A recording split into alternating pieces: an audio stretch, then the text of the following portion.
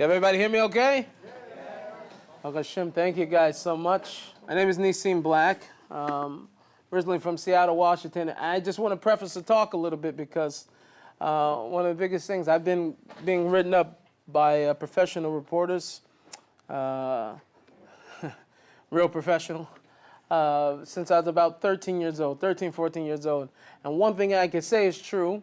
I've never been able, even when I've sat down with people and talked to them, I've never been able to get the actual story the same way. I never read it the same way that I even gave it over. So people ask me now, say, why? Because you're Haredi, you don't watch the news, you don't listen. I'm saying, listen, if I was there, I talked to the reporter, I gave over my whole entire everything, I gave over my whole entire story, and then they still messed it up, and I've seen this every time, I'm definitely not going to trust them to give me an eyewitness of something they didn't go see. So, so for that reason, I want to preface it by speaking a little bit about my family, a little bit like that. A few times I've been written up. They put them directly under the bus, and things were dysfunctional. I'm not going to say, but one of the things I like to say is that my stepfather, for instance, was, I think it's only appropriate, it's Father's Day, was the type of person who will give his shirt off his back for anybody I knew. And I speak about this often. There's, everybody have certain, things that you have, certain kochot that a person has, and that are part of them attributes, certain things like that you see by certain people. But then at the same time, you can see somebody hit somebody with a bat over their head also too, and say, same guy, So, but I just want to preface this to say that all of us, we have inside of us, two different people. The Sepharim, the holy books, talk about the Milchama Hayetz, the battle between that. There's two cities the Baal HaTanya brings down, and inside a person there's two kings of two different sides warring, and they each one of them want to have that person. So understand that with every problematic or issue or bad meter that a person has, that there's also the opposite side, that a person also has a meter tov, and they also have the good side of that meter. Sometimes it's just redirected. So I grew up in Seattle, Washington, born and raised there, and thank God they finally let me leave 3 months ago. I was born and raised there, and I was exposed to a lot very early as a kid. I seen a lot of drug abuse, a lot of violence. Like I said, it's very dysfunctional. Me, myself, I started smoking pot when I was when I was 10 years old, so about 4th grade. By the time I was 12 years old, I was already selling it. I already had my own little business there. And I was a business entrepreneur, started early. But these were the things that I seen very, very early on. So naturally, a person becomes a product of your environment. This is what you've seen, so what you see, you do. I remember when I was about 8 years old, my family, we were battle ran by the FBI. So I woke up to my mother, half dressed with a gun to her head, and everybody in the house zip tied in cuffs. And my uncle at this time was a really big drug lord or whatever, and his face was in the couch, and they're screaming, "We got you, we got you!" And the whole night, funny business was going on, but we didn't know everything that was going on as a kid, especially when I was so young. I didn't know everything that was going on. But that morning, waking up to that, but this is to give you an idea of what I seen. So when I was about 8.5, close to 9 years old, my grandfather came to live with me. My grandfather was a Sunni Muslim, and later on he ended up in a place where a lot of Muslims are. It's not Mecca, it's penitentiary. Unfortunately, I don't know why they hang out there so much, but a lot of people come back out and they're Muslims when they come out of there, so that's why my grandfather ended up back in that place. But before he went, he taught me how to pray. I prayed with him 5 times a day. I was exposed to some Quran. He was very, very influential in my life because nobody else was religious. I didn't have any connection to anything religious. My parents were completely secular.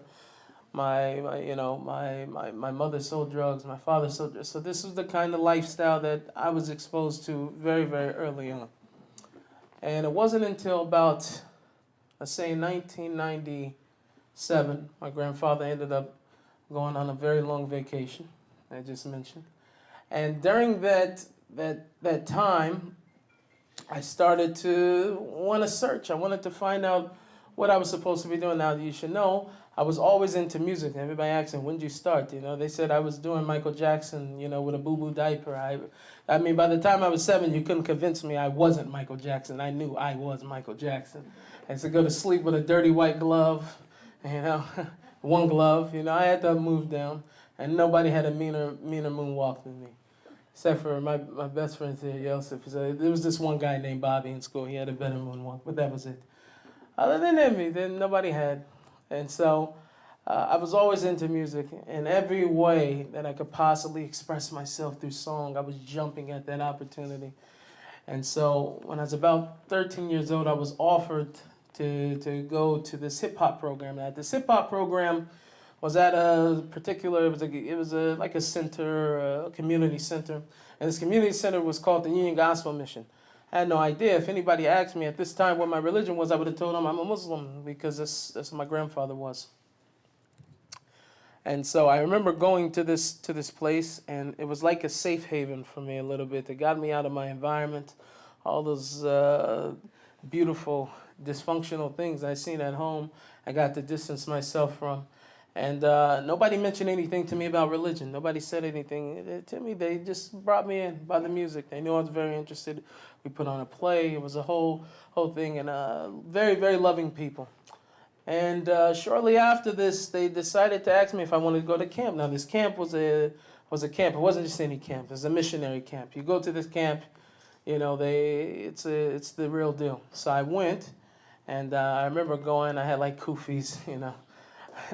I didn't know I didn't fit in, but, you know, after a couple of days, I started eating some pork. It was all good. It was all right. And, you know, I remember standing outside one time. Somebody, like, snatched off, like, my little kufi turban thing, and we got into a big thing. But it wasn't one of those things where for me, it was about just the camp in itself. It took me out of my environment, and that was the best thing for me at that time. And Hashem works in mysterious ways, because it was the most appropriate thing for me and what my neshama needed at that point to get me out of my environment. So finding that out, that throughout this, I don't know, week and a half, 8-day experience, that there were a lot of questions asked to you. At 13 years old, what are you going to answer? You don't know what to answer. When you got serious questions like, what are you going to do with your afterlife? You know, what are you going to, you know. I didn't know. I hadn't thought about it. I still, at that point, thought the whole world revolved around me. So I'm definitely not thinking about what's going to be in the next world. But, of course, with all the questions that they ask you, everybody's got the answer. Everybody's got the answer. The other beautiful part about this, sort of like in a Jewish camp today, you have oneg. After you may have heard something very heavy, very serious, you get together, you discuss it with a counselor. We had something called cabin time. During cabin time, we were dealing with inner city kids. Everybody was coming from the most broken situations, the most broken homes. And for all of us to build and to get together and to speak and to talk, it built such a camaraderie. It was amazing. It was an amazing experience that I had, and it was the first thing to really help me to put my guard down. And now, finding that out, by the end of this camp, I was a full-fledged born-again Christian. You're born again even if you wasn't born a Christian, but you're still born again. That's it. That's how it works. I don't know how. Still trying to figure it out. But anyway, I was very, very devout. I was very, very into this for about 8 months. Very strong. Very strong I was. And I immediately came back home. I distanced myself from the friends that I was hanging around. And I started to go to all the Bible study. They had these Bible study groups and all that. I couldn't get into church because football was on Sundays. So they had church or football, you know. Like you guys, I'm still amazed. I just was told it's Game 7, and look how packed the guys section are. I'm really, really proud of you guys. But, you know, this type of thing, I couldn't make it in my head. I'm supposed to be in church, and on Sunday the Seahawks are playing. You're crazy. I'm not going. So I will go all the time to this Bible study throughout the week, and just slowly over time, you know, I became like the poster child for this place, because I was bringing, by this time I was on my way into high school, so I was bringing like half of my high school was involved in all the study groups, all the clubs, and all the, this whole community center. And then so I started being on the new magazines for these, these Christian magazines, and I was such a pillar of hope, and I was like I said, the poster child. Then they gave me a little junior missionary card, so I got smicha. It was a beautiful, beautiful time in life. I was moving up. And slowly but surely, things hit you, you start to live life a little bit. And when I talk to most Gerim, or most people at Bali Tshuva, I talk to them, and we discuss some of them. Most people I know had an experience where they either felt that they didn't belong, or they felt like they were completely out of place. And this hit me about my 10th grade year of high school. I remember walking in one day through the gates, and I was nothing happened, nothing significant, I didn't hit anything, I didn't hit my head or anything.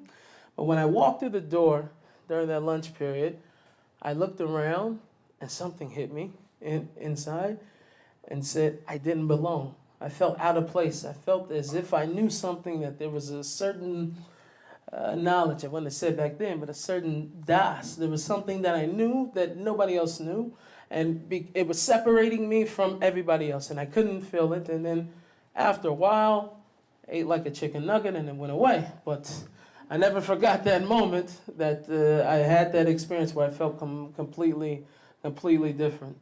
So fast forwarding a little bit, now I'm moving up. I'm the captain of the football team. I'm very, very busy.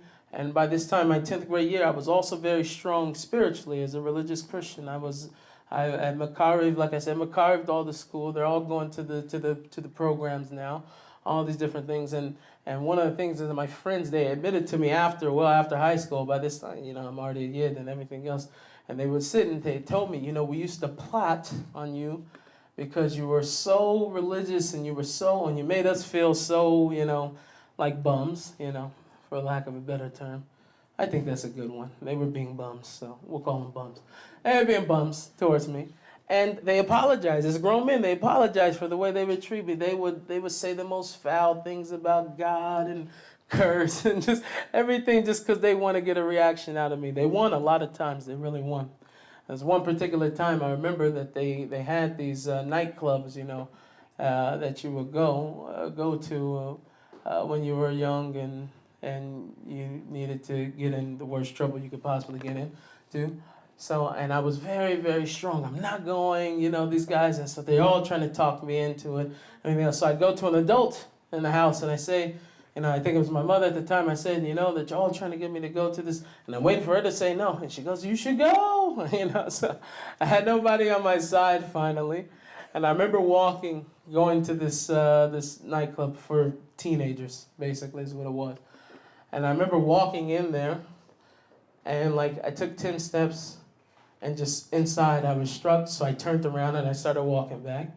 And a real close friend, he comes and grabs me in my chest. He said, you're already sinning by being in here. Just finish it out, So, this is like what they thought, this is you need to, because I was finding myself all the time forced in situations when I was trying to grow. Even back then, I seen that I had Siyat D'Shmaya, Hashem was with me.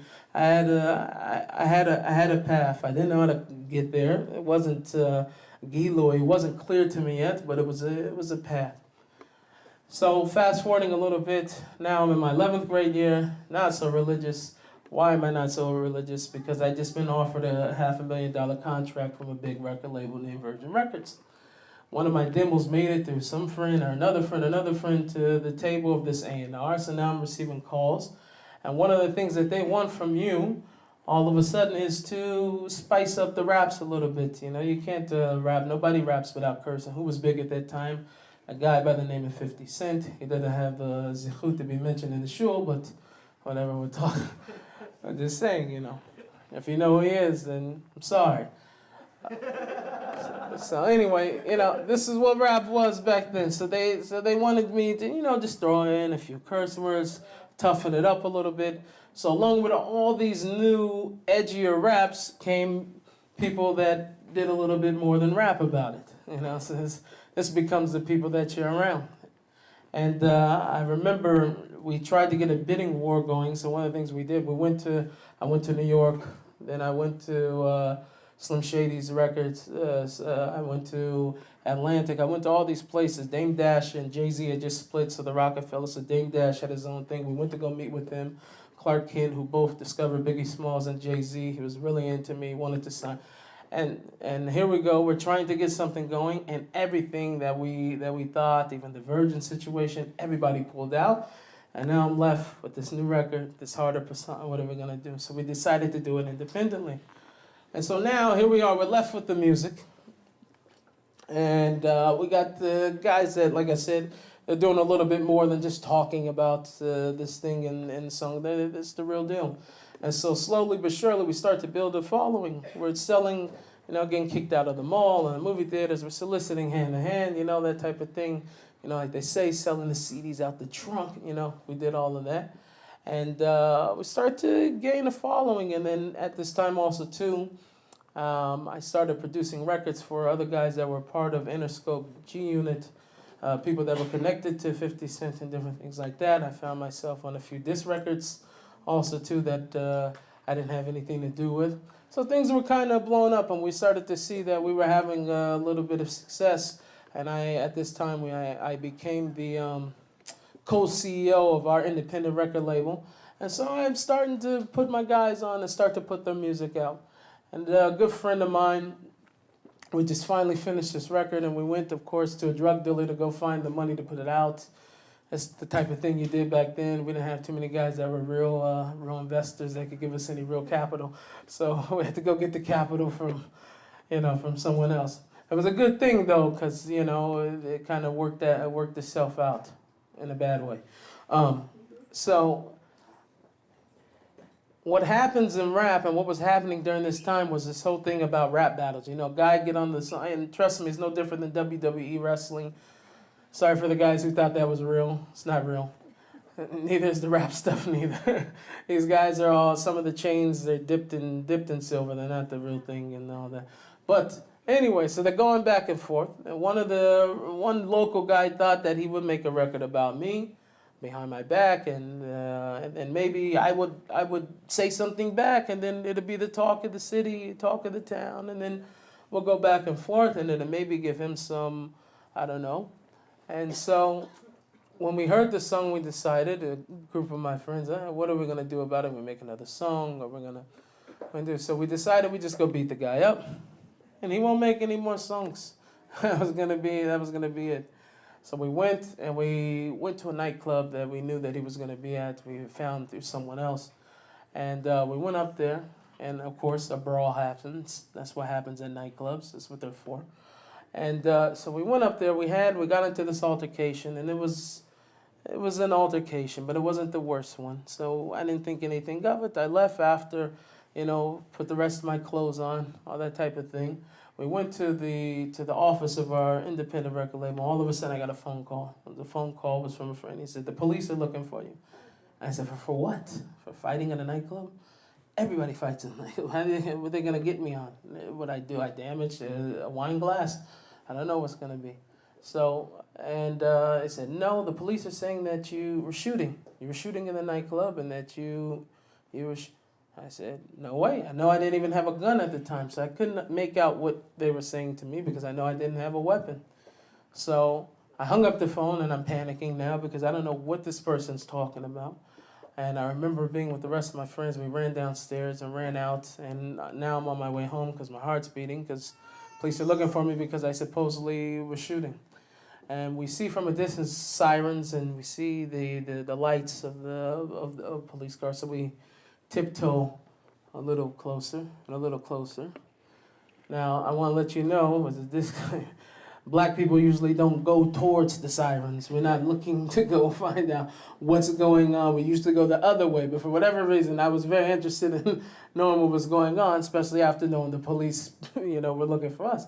That wasn't a typical thing to go towards the police.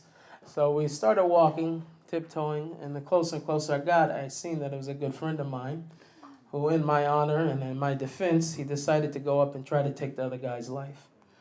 And unfortunately, but fortunately, in the streets, guys don't usually do target practice. So they miss a lot. And that's what happened in this particular case. He missed. And he didn't hit him. He hit the pole and the car and other things, but he didn't hit the actual person. So I remember going back and later on finding all this out. I had no idea what's going to happen.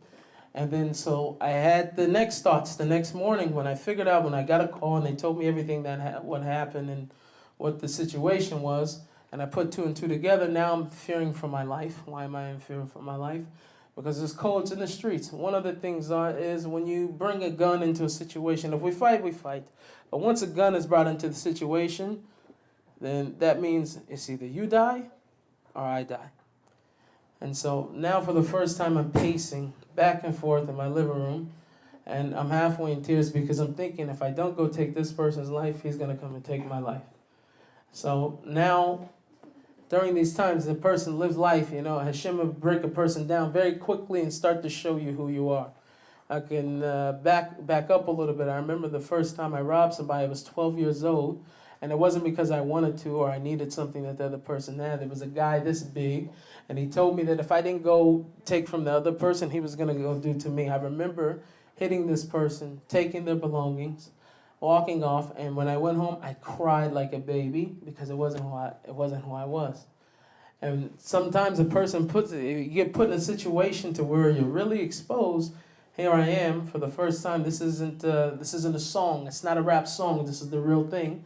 And if I don't go hurt this person or take this person's life, he's going to do to me. My barber, I remember when I was a kid, he had a very similar type of situation where he said, she said, whatever. And he had a disagreement with another person. And in broad daylight, they finally seen each other, him and the other person, and they killed each other in the middle of the day. Because it never got talked out. It never got handled.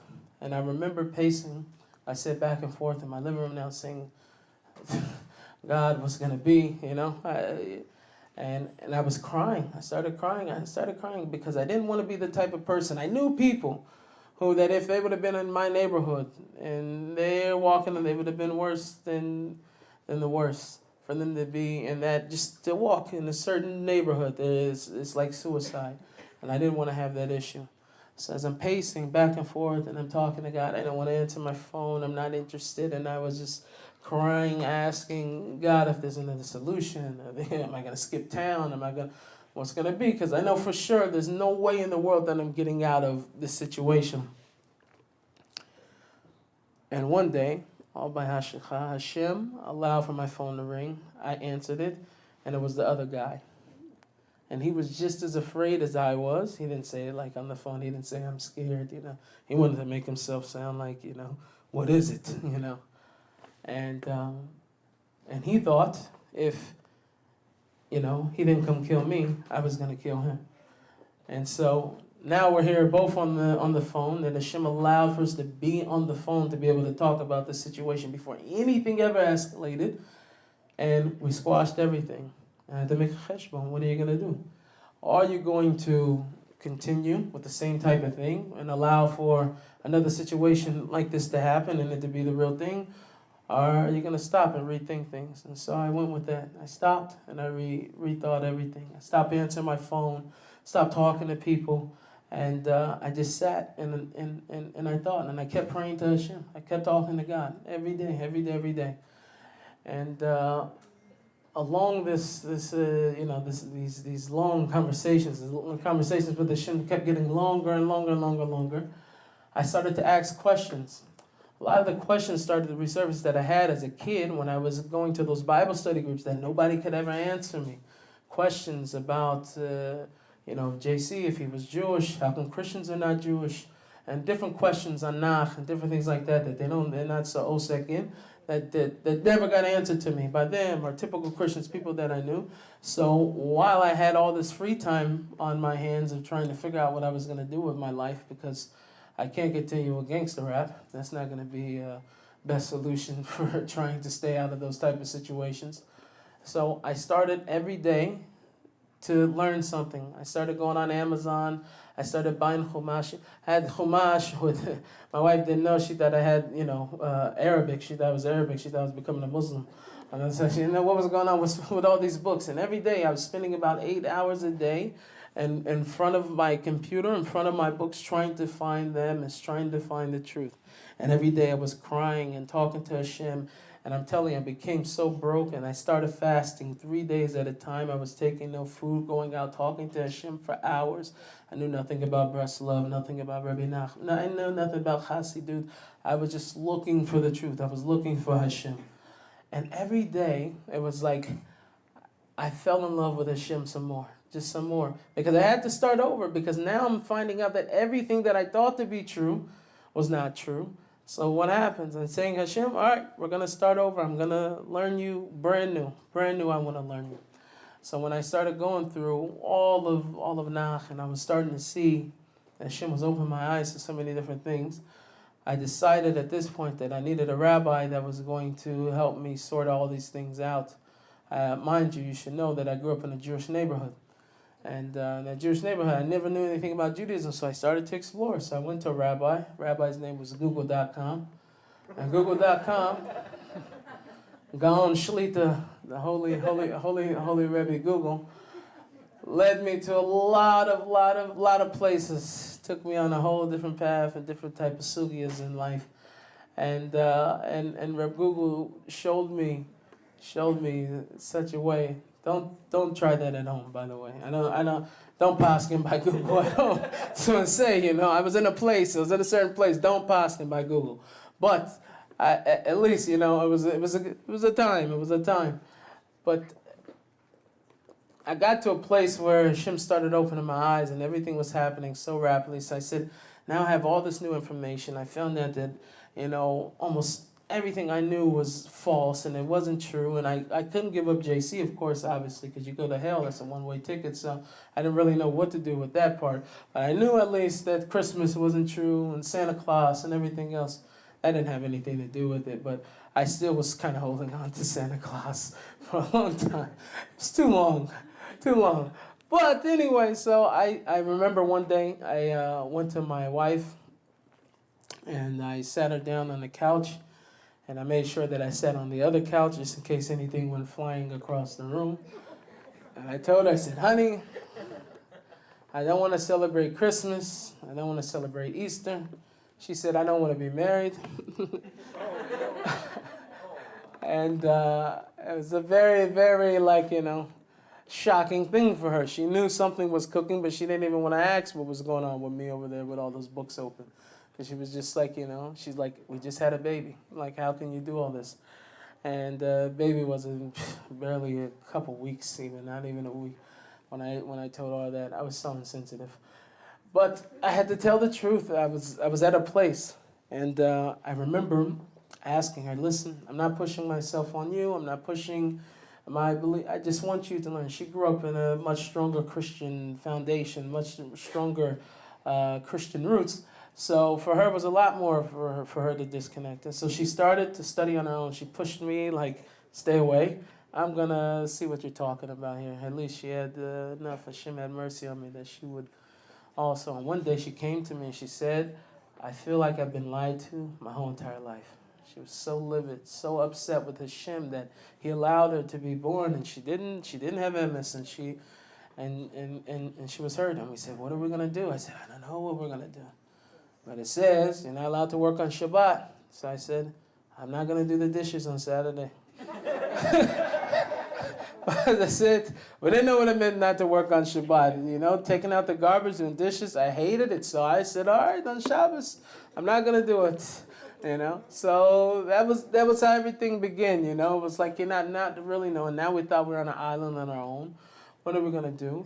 And so a long time, Rep Google, that's why I say you got to stay from Rep Google. He started leading me also to websites where people were Jews for JC. And so I started to figure out, hey, listen, we're not the only crazy people. There's also other crazy people online. So I found a congregation that I could go to. And I went to this place, and I walk in. And at first, I was a little taken aback. I mean, I'd been to church before, but this was something new. I'd never been to anything else. And so everybody's got these small beanies on top of their head, and they got these sheets draped over their backs, and they got all the literature, the davening over there. The prayers were in a language I never spoke before. It's all in Hebrew, and these guys were Jews for JC. It wasn't like they were it wasn't an actual shul, but they had a beautiful code. They're real Sefer Torah. They really, it was, so I said, okay, this is not exactly what I was looking for. And then after the Haftarah, somebody went up and they read from the New Testament. So I said, okay, maybe I can learn a little bit. So this place was a great stepping stone for me because in order to catch up with everything they were teaching there, I had to start learning. So I went back to Rep Google and I typed in, like everything I typed in, no matter what I typed in, Jewish learning, Jewish holidays, whatever, Chabad.org came up. I don't know why. Chabad's everywhere. As soon as you type in anything, you type in J, and Chabad.org comes up. So I went on Chabad and I started learning everything I possibly could and learning tools. And the more and more I started to learn, I started going to a rabbi on the east side, my brother and I, and here we are. Like the more and more we learned, the more and more that we invested our time into Yiddishkeit and really trying to. The further and further and further this place looked from real Yiddishkeit. So I said, what are we going to do? We had to figure out something. And I told my wife one day, I said, what do we do? And she said, I want to leave and I want to go do an Orthodox conversion. I don't want to be at this place. So I said, listen, you're kind of jumping the gills here. We just, it's not so pushing. We don't know what to do. And for me, it was a difficult test because unfortunately, if you look around, only black guy in here. Didn't think it was going to be something that I can. So look, he's actually looking around. He's like, no, I know somebody, dude. I just seen him. Where is he? No, but I'm saying, it's not so easy to just say you're going to go do. I grew up in a Jewish neighborhood. I seen people going. I didn't see anybody black ever going up there. I thought they were all Amish anyway. I didn't know the difference between Jews and Amish people.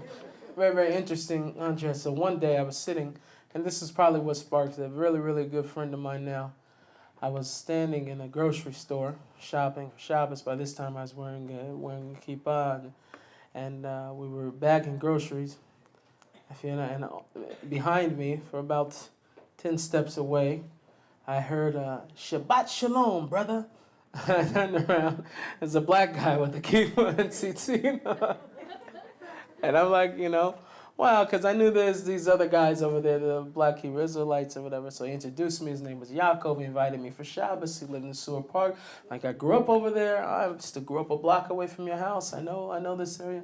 So we started going for Shabbos over there by his place. And then other people started inviting us.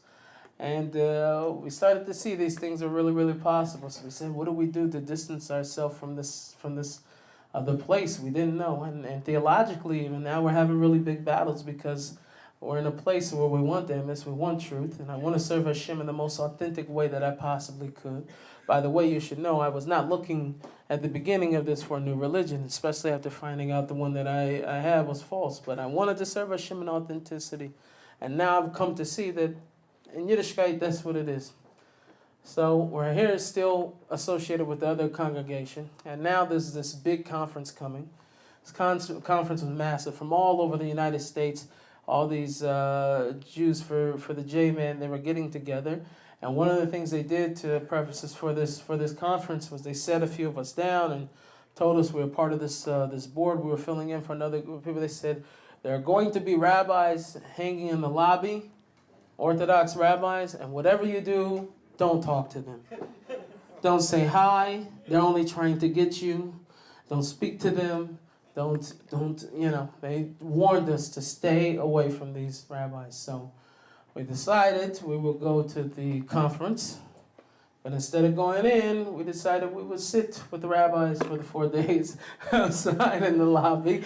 The exact opposite of what they told us. I got Reuben Baim here. Now I'm going to ask these questions for real. I want to know. I'm going to ask the Reuben Baim. And so I'm going to sit here, and one of the rabbis happened to be a rabbi by the name of Michael Skobach. Michael Skobach is an educational director for Jews for Judaism in Toronto. And so we sent out our questions, and we got answers. And it was such an amazing and profound experience that we really grew and had real kesher with the rabbis. The other one was Eli Cohen. He's a rabbi in Australia, a Chabad rabbi in Australia, who also accompanied Rabbi Skoback during this time. So it was a beautiful, beautiful thing. But one of the things that he said hit me. It wasn't anything so theological. It wasn't something. It was the fact that he said that if a person wants, because he knew, he could see in my heart, and I expressed how much I wanted to be Yid, and I went through the Navi, and when I'm reading through the Navi, and I'm seeing the love that Hashem is showering on Am Yisrael, it's such a beautiful, and I'm expressing all of these things to him. He said, listen, it's like root.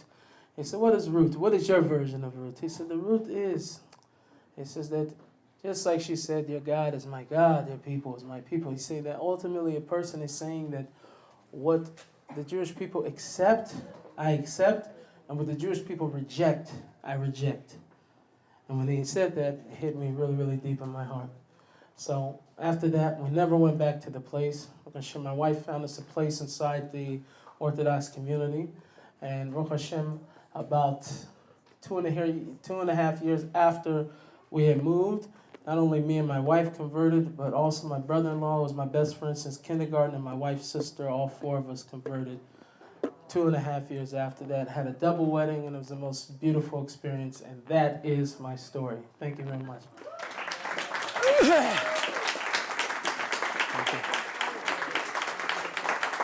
So I want to open up for some questions. If anybody has any questions, I'm okay for next few minutes. Somebody better put a time limit on it because I got Rambai syndrome, so I may go on a little bit beyond.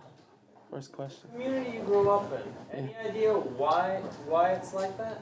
Why what? Why there's so much drug abuse? Why there's so much? It's a cyclical cycle that goes all the way back from the time of slavery. It was never, my high school, we were never set up to succeed. We didn't have a chance to really succeed. We barely had books. The teachers, I'm not going to say all of them, but we had a lot of idiots, teaching, and we weren't set up to succeed. So when you have that type of environment and people that were not exposed to healthy relationships, and it becomes a cycle over and over again, it's not because people are bad. That's why I wanted to preface the conversation the tonight. It's not because people are they're bad people. Some of the sweetest people I ever met were the guys on the streets, and they wanted to get out. I could tell you conversations people would talk to into the hours of night. Older people that I knew on how much they wanted to go, how much they wanted out, but it's a lot of people are institutionalized. To be the difference, to tell you why I'm not there and why someone else that I knew is still, I can't tell you. It's only Hashem, like I can't tell you. I don't know. What can we do to help? We can daven. That's the first thing we can do. We need to pray. We need to pray. When Am Yisrael restores itself to its shorish and to the root that helps the whole entire world. So that's the first thing, is that all of us to fix on us. That's the first thing to help. The first help is us helping ourselves. How did your parents react how old were you when you actually told them that you are leaving the town? How did my parents react? It's a good question. My mother died of an overdose when I was 19, so she didn't get to see any of this. The rest of my family, not so happy. My biological father now, who changed his life completely, a complete 180. I don't know, not good at degrees. 180 is half. He's a complete 180. He is now a Christian theologian. He's a professor and doctor. He's actually been my biggest supporter. The non-religious family, not so much, because they don't understand it. They don't even comprehend how even the notion, idea of God can move you away from being close to your family. Or how could it? So, everybody takes things differently, but hasn't been the best. How did you realize God? How did it come to your head? How did Hashem? Hashem has been with me since I was a kid. I don't know. He always inside. You could feel that God is there. So it never was one of those things where I had to bring down. I never doubted the fact that Hashem existed all throughout everything. It just not. It's not a part of.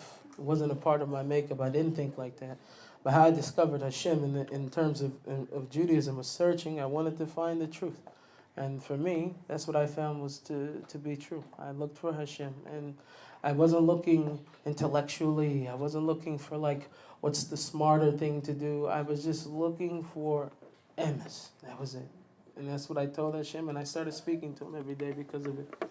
How did you choose your name, and what name did you choose? What did your wife choose? My wife's name is Adina, and the name Nisim actually came about through a nace. I was the first nace was I made it to shul early.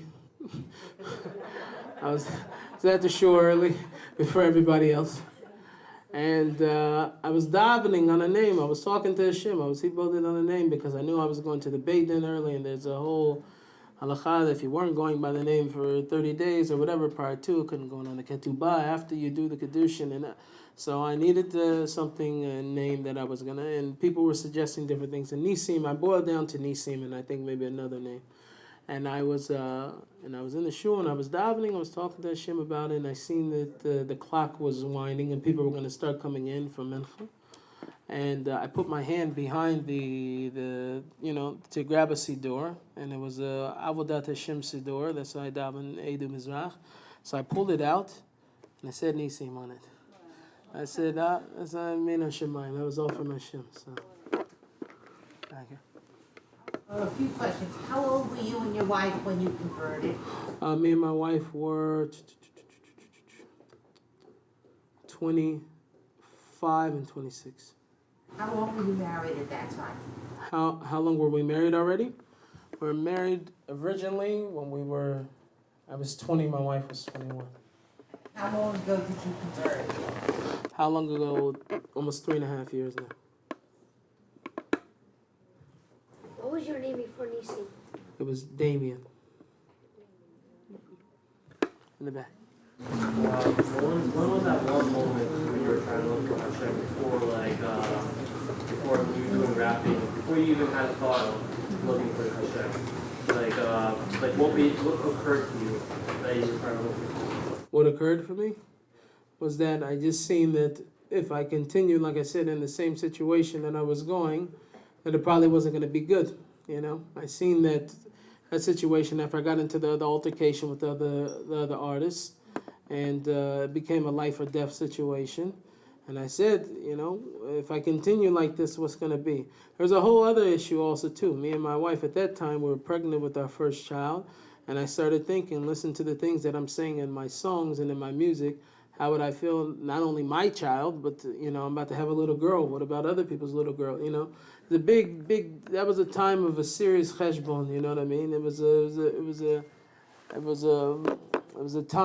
time that Hashem was weighing, and the person, I think that everybody gets moments like that in life, that if you don't capture it, a person can mamish fall into a concealment and not know to look for Hashem at all, you know what I mean?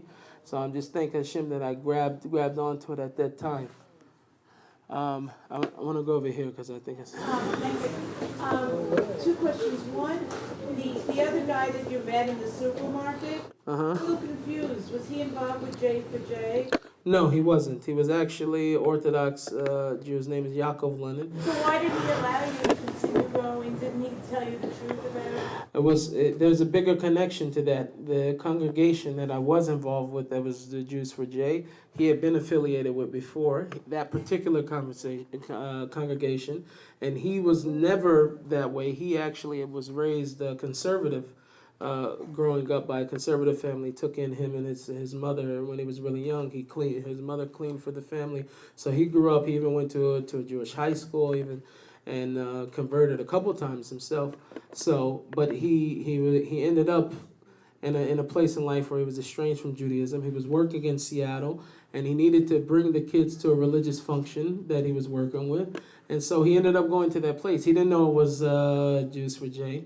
And then he ended up liking a lady there. He was kind of changed, and so he ended up leaving, and with the woman also too, and she became Orthodox, and so he was Orthodox, and he started inviting us for Shabbos. So And where do you live now? I live in Yerushalayim now. Baruch Hashem. Hashem. Thank you. That guy in the back is like waiting. That hand's been waiting for a long time. Can you describe the difference between faith and belief? The difference between faith and belief, or well, I don't know if I can really describe that, but belief, I'm saying as much as you possibly can in English, just doesn't have any action to it. You know what I mean? Belief is something that a person you have belief in something. Faith, real emuna, means that a person has action to it. So it means something a whole lot more. Rav Nissim, an interesting question I have. In my experience, I've met other friends, and I've had friends who were Gerim, one who was disabled, one who was a man of color, and initially they were steiging and rapping and lecturing, but then unfortunately, they then stopped observing, and al pi halacha, they're still Jewish. So my question to you is, how do you reinforce your emunah and bitachon? How do you remain strong in your convictions now that you are a Jew? So that's a very good question. So a person that I've seen this a lot with people that come in and they're really involved in the chitzoniyut. It's the outside, and even if a person looks like they're really steigen, it's really something outside. And as soon as it becomes that there's nobody there to, we were just talking about this as a friend, nobody to impress anymore with how devoted you are, you fall off because from the inside it wasn't from a place of emes. Nobody can say, Rabbi Nachman talks about this, a person needs to daven their whole life that Hashem should keep them, that they should stay close to Hashem, and that they should, stay on the path. So who can predict what's going to be? For me personally, that comes from talking to Hashem every single day. Person needs to live with Hashem. You need to have a relationship with Hashem. If you have a relationship with Judaism, it's not going to, what is that? You need a relationship with Hashem specifically. And so, for me, I feel like that's the thing. And also being, when you're mashpia and you're going out and you're speaking like me, I make it a habit to talk to as many people as I can. It's not just for them. It gives me chizuk. When the words are coming out of my mouth, things of emunah, things that are giving other people chizuk, they're hitting me right back. So I need to strengthen myself every single day. And Baruch Hashem, I was blessed with my brother's not in here now. My brother-in-law has been my best friend since kindergarten, who I said we're able to make this journey together. It's a true chaver tov, somebody that's really going to be there for you and have you back. And if a person, you only find a person like that once in a lifetime. So very, very important to surround yourself with people that's also going to strengthen you in your avoda, and they're going to strengthen you as a person and an individual. So I only have time for like 2 more questions, and then we're gonna go.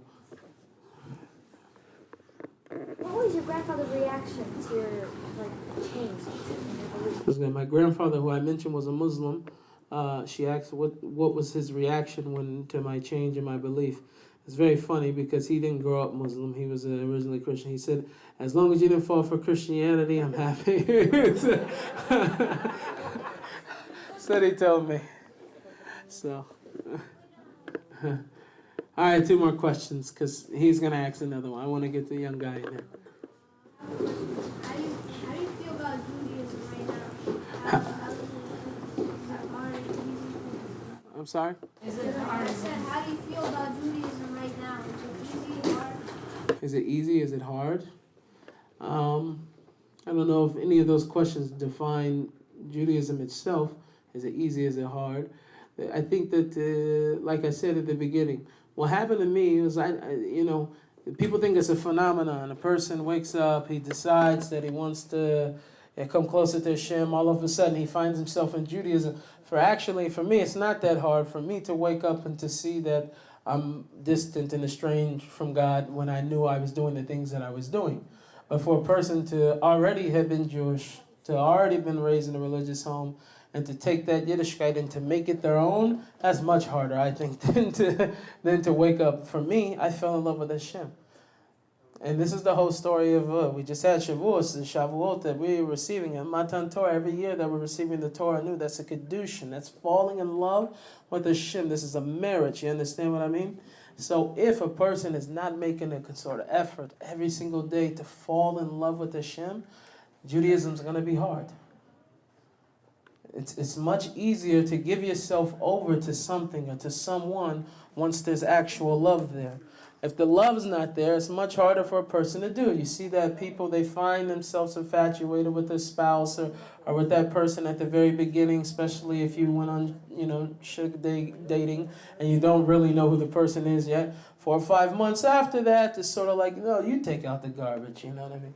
Because it's one of those things, but until a person really works on themselves to really find real love for Hashem, once you find the relationship aspect, it's much easier for you to do the mitzvot.